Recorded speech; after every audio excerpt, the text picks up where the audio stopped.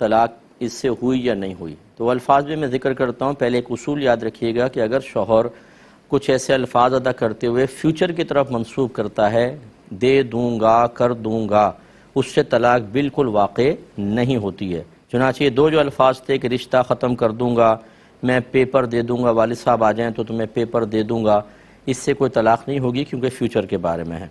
اگلا جو انہوں نے کہا جان تمہاری چھوڑ دی، یہ ماضی کے الفاظ ہیں اور ان سے طلاق ہو سکتی ہے، لیکن جان ایک ہوتا ہے میں نے تمہیں چھوڑ دیا، تو یہ چھوڑ کا لفظ جو ہوتا ہے یہ طلاق کے معاملے میں صریح ہوتا ہے۔ صریح کا مطلب یہ ہے کہ یہاں نیت کا بھی دخل نہیں ہوتا، اگر شوہر نے کہا ہے تو طلاق ہو جائے گی۔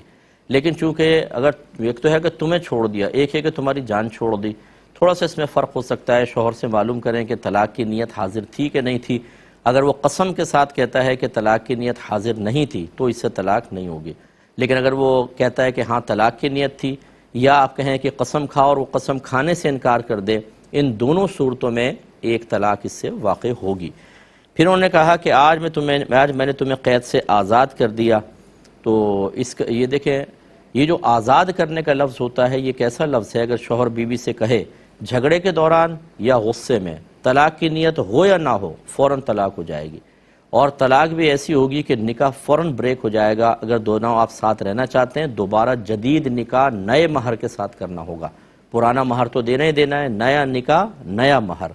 اور اکثر ہمارے ہاں یہ شعور نہیں ہوتا ہے، اس طرح لفظ آزاد وغیرہ کہہ کر بیٹھ جاتے ہیں۔ پھر ہمارے ماں باپ ماشاءاللہ برا نہیں مانے کوئی بھی، لیکن میں سمجھا کر تھک گیا ہوں کہ آپ کو خود بھی دین سیکھنا چاہیے۔ اپنے بچوں کو حرام پر پیش کرنا یہ کوئی دوستی نہیں ہے، بہت بڑی دشمنی ہے۔ تو وہ بڑے آ جاتے چلو بیٹا صلح کر لو، جھگڑا ہو جاتا ہے، صلح کروا دی، نکاح کروایا نہیں، ساتھ رہ رہے ہیں، گناہ ہو رہے ہیں، وہ بالکل اجنبی مرد و عورت ہو جاتے ہیں، یاد رکھیں۔ اور یہ کون کروا رہا ہے؟ آپ کے بڑے کروا رہے ہیں بعض اوقات۔ اس لیے میں بار بار کہتا ہوں کہ بڑوں کو بھی علم سیکھنا چاہیے اور آپ سیکھیں، خاص طور پہ ینگ جنریشن جو ہمیں سن رہی ہے۔ آپ اگر نہیں سیکھیں گے تو اپنی نسلوں کے ساتھ یہی کریں گے جو بڑوں نے بعض اوقات بیچارے ان کے پاس علم نہیں تھا، شعور نہیں تھا، اس ٹائم چینلز بھی نہیں تھے، کوئی سمجھانے والے بعض اوقات خاندان میں نہیں تھے، تو وہ اس سے محروم رہ گئے۔ آپ ایسا نہ کریں، تو اس سے فوراً طلاق پڑ گئی۔ اب آپ کو چاہیے کہ بچی سے آپ کی عدت چل رہی ہے اور آپ شوہر کے ساتھ نہیں رہ سکتی ہیں، فوراً سے پیشتر آپ دونوں نکاح کریں۔ اور یہ جو ہے کہ میں تمہیں یوں ڈیش اور میں ڈیش فل کر دوں گا، اس سے کچھ نہیں ہوگا۔ آزاد سے تو ایک طلاق ہو گئی، اگرچہ دو دفعہ لفظ آزاد کہا ہے انہوں نے، لیکن دونوں کو ملا کر ایک ہی طلاق ہوگی۔ زیادہ تفصیل میں نہیں جاتا ہوں کیونکہ وہ پھر آپ ٹیکنیکل چیزیں آپ کے لیے لازم نہیں ہیں۔ دو دفعہ طلاق آزاد کے لفظ کے جملے کا ہیں، لیکن ایک طلاق پڑ گئی۔ اور پہلے والا جو تھا جان چھوڑ دی، اس میں ذرا معلوم کر لیں، اگر وہ مل گیا تو دو طلاقیں بنیں گی، ورنہ ایک تو کنفرم طلاق ہے جس سے آپ کا نکاح ٹوٹ گیا ہے اور آپ کو جدید نکاح کرنا ہوگا۔ اور یہ بھی اس صورت میں ہوگا کہ جب پہلے دو طلاقیں زندگی میں نہ دے دی ہوں۔ اگر دو دی تھیں تو یہ مل کر تو تین ہو گئیں، اب تو گئے کام سے، پھر تو اب حلالہ کے بغیر کچھ نہیں ہو سکتا۔ اور اگر پہلے طلاق نہیں دی تھی کوئی بھی تو یہ ایک ہوئی، یا پہلے ایک دی تھی تو اس کے مل کر یہ دو ہو گئیں۔ اس کے بعد اب آپ رجوع کر سکتے ہیں وہی نکاح کے ذریعے۔